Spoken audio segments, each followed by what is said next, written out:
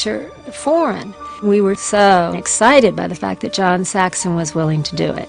John Saxon came on board, and he was quite a name at that time. He was a very well-known actor, and he had been part of the Hollywood studio system before it was disbanded in the 60s. He was a heartthrob when I was growing up in Caldwell, Idaho.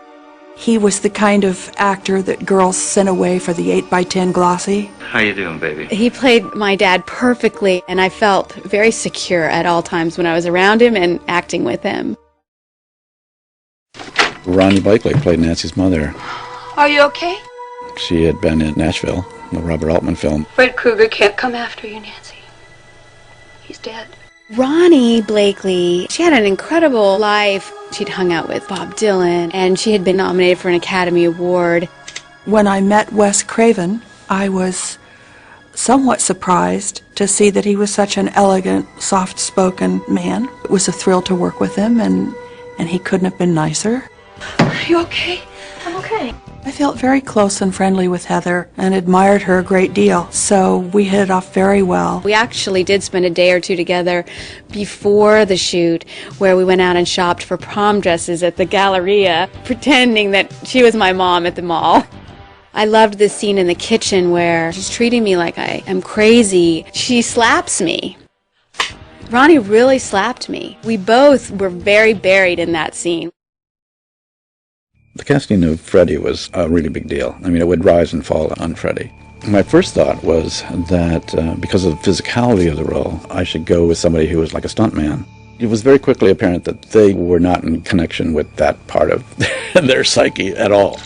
And then in comes Robert Englund. I think I'd done maybe 12 movies before I did Nightmare on Elm Street, but what happened to me was I finally stepped into television. I did this miniseries called V, which was sort of breakout for me. That was sort of my first taste of celebrity. In my hiatus from that, that's when I auditioned for Nightmare on Elm Street. My buddy smoked, and he'd ridden over with me, and I'd used some ash from the ashtray in my car, which is an old makeup theater trick, and put a little bit of circles under my eyes. It looks very, very real. You can fool people with it. I just sat there and stared back at Wes. Wes came out of the meeting, and Robert had left, and he told me, he said, you know, he said, this man can do this. He was just full of piss and vinegar, and he just loved the role. He said, I just can't wait to sink my teeth into this.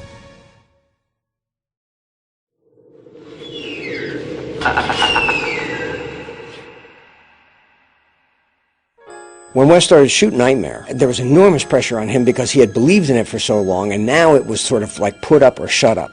And he was working with an insufficient budget and a very short shooting schedule, trying to figure out how to do it. I think we had something like 32 days. It was tight. It was very, very tight. You know, the director, you just never know whether you can cram all of that, 10 pounds of stuff into a 5-pound bag. It was a small-budget movie that pretended to be a big-budget movie with multi-units. We did not have a lot of time for what we had to do. But we found very talented people who were willing to work for the money we had and were able to take a few $1,000s and turn it into a bed spurting blood or something like that. Cinematographer was Jacques Haken, an absolute perfectionist. He wore an eye patch when he was shooting, and when we asked him why he did that, he said, because I don't want to close my eye, but I don't want any distraction, so the eye that was not to the lens had an eye patch. He was one of these cameramen that in the screening room when we ran the dailies, he'd run up to the screen from his seat. Oh my God, look at the lighting over here in this corner. But his work was good. His work was beautiful. Wes had dreamt up all kinds of weird things, and he would get together with Haken. He and Wes were working very tightly together to get what they wanted. We do plan shots. There's a lot of storyboarding involved, and it's very premeditated. But you still have to leave room open for free thinking. You see a hand and your eye is drawn to it. There's your close-up of the glove. And watch Robert Englund, sort of flip out in that makeup and go, where's the heat? And make sure we get that on the film. The shooting was done at Desilu Studios, what used to be the old Desilu that some independent equipment house had purchased. We rented the space, and we actually built the whole house on the stage, first and second floor. Then we shot in West Hollywood. There's a wonderful little street called Genesee that when you pull onto it, it's like you're in the Midwest. It just has beautiful overarching trees. So that was our exterior location. It's a very noticeable house. I do remember it really vividly. A lot of the scenes at that front door and the rose bushes and the trellis, I do hope those people forgave us for anything that we broke. The neighborhood was very upset at us. There weren't too many films going around on the streets in those days. Then they became interested in the picture when they saw us shooting at night and when Freddie was out walking around. Oh, look at him, there he is, there he is. I told you, what a gruesome. And so we were starting to get crowds coming around. And then we shot in Venice, California, some of the back alley stuff. I've often thought, I wonder what all those neighbors thought in the middle of the night, because I was screaming at the top of my lungs running down this alley. The boiler room was a power plant of the Lincoln Heights jail. We went down and looked at the basement, and it was just perfect. We looked at a lot of boiler rooms, and most of them were very clean and kind of, contemporary, and I wanted something very dungeon-like. And this one just fit the bill. It was just creepy. I mean, it was clearly a place filled with so much anguished emotion. God only knows what happened in there. All the pipes had been wrapped in this insulation, and it was all broken open, and this stuff was falling out. A year later, we discovered that the place had been closed down because it was just full of asbestos, and I realized we were all in there sucking up asbestos for like a week. It's guerrilla filmmaking. One had to really be prepared and stay immersed in what you were doing because the whole movie is special effects. I just kind of assumed that that's the way movies were made in Hollywood, Only lately when I see like how the A-list stars are treated, I'm like, wow, that was really low budget, wasn't it? But I had nothing to compare it to, so I was perfectly happy. We laughed a lot on the set. In a horror movie, there's so many ludicrous things going on with the stage blood and the makeup and the melodramatic style of acting sometimes that you really have to embrace because everything around you is larger than life. You kind of got to giggle, and Wes certainly knows that and encourages a little bit of that so then you can get down to business.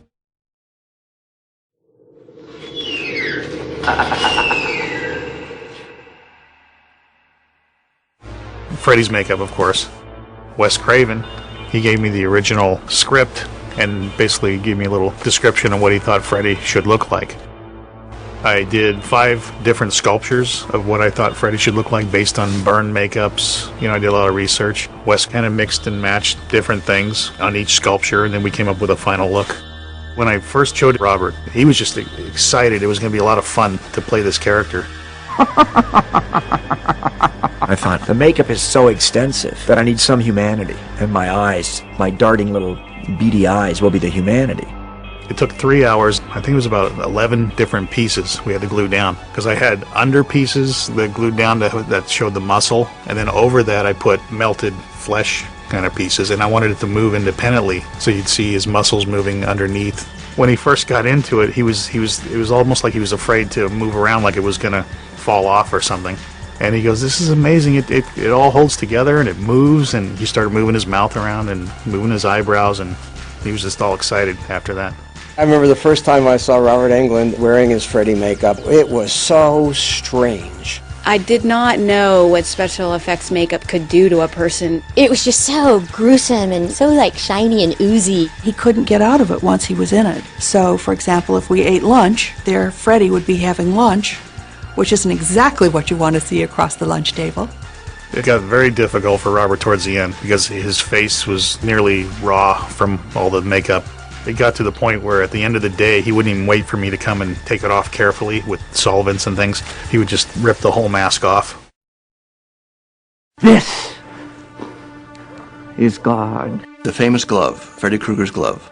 The original description in the script was fairly loose. Wes had a vision sort of in his mind of what it could do, but not how it was.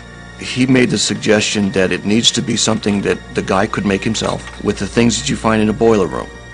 I did a sketch, a side view sketch of what the whole thing would look like, just to work out the geometry, how's this thing going to move, where the rivets need to be, how does it attach to the glove. And then I handed the work off to Lou Carlucci and Charlie Bellardinelli, who were 2 of my guys, to actually build the glove itself. We wanted to use a commercially available knife. This little Echo steak knife was the most brutal looking thing.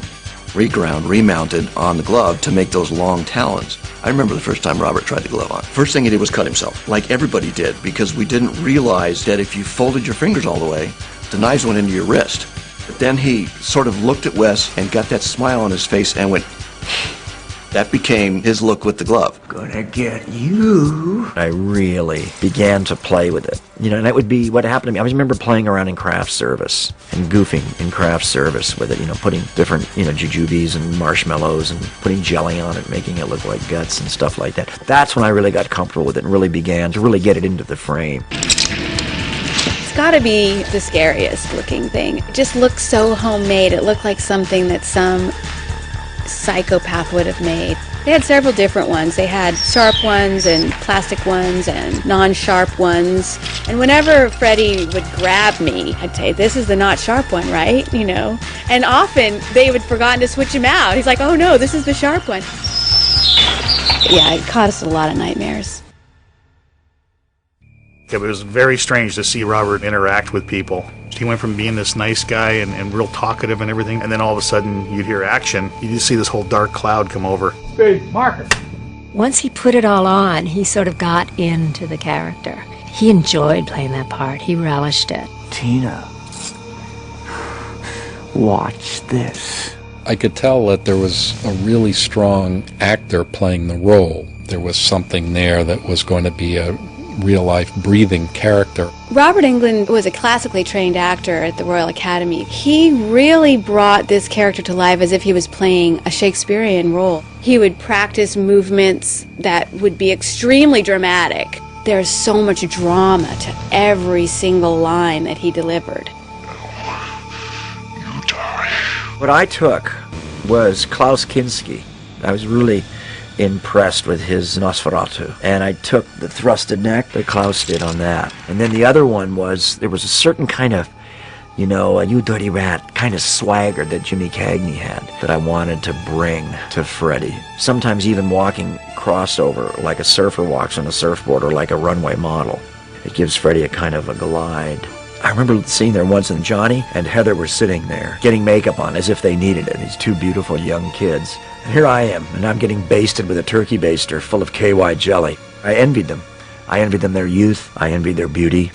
A light bulb went off. I could use this as Freddy. It was a shorthand for me to get angry. I'm gonna split you in two. This was a guy that knows what's in your underwear drawer. This is a guy that knows what you're afraid of. This is a guy who knows what's in your diary. This is a guy that knows your weakness and can exploit that, and that's a real violation. Look, all better for me, but not for you.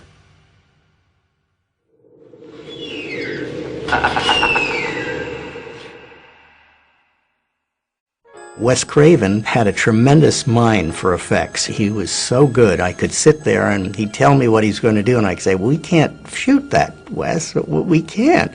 Jim Doyle was our effects man. When Wes would talk to him, he'd understand. Nightmare was a low budget movie for what they were attempting to do especially. I think we had 80 effect shots in a 90-minute film. Wes, being an experienced low-budget director at that point, was able to use the budget to his advantage. My feeling about special effects were twofold. One, I wasn't terribly expert in it. And two, I couldn't afford them anyway. So everything was pretty much practical, which is a film term for just done physically. We worked our way through ideas for some of these nightmares that would give him the bang on the screen. Every scene has some really innovative effect in it. Wes was always the instigator. Any idea would be great. Okay, how are we going to make that today? The very first one was in the alleyway when Freddy's arms stretch across the alley. The idea seemed so simple, and yet the effect was so bizarre. It was just something that you weren't expecting at all. Oh, the alley scene, yes, that was very high-tech. His arms stretching out were literally a guy on two garage roofs, one on each side of the alley, with a fish pole. They were air-assisted to be able to extend, and then they were just marionetted from two guys with fishing pole rigs, one in each garage on each side. That's as complicated as that had to be. Freddy's face getting pulled off, that was a puppet. I had to build a whole puppet of Robert, head and torso. I had to put his face on, but I couldn't glue it down because it had to smear off like really easy. So I just used KY jelly and just loaded it in there on the skull face. I think it was one take, just... Much of that stuff was just very, very, very simply done.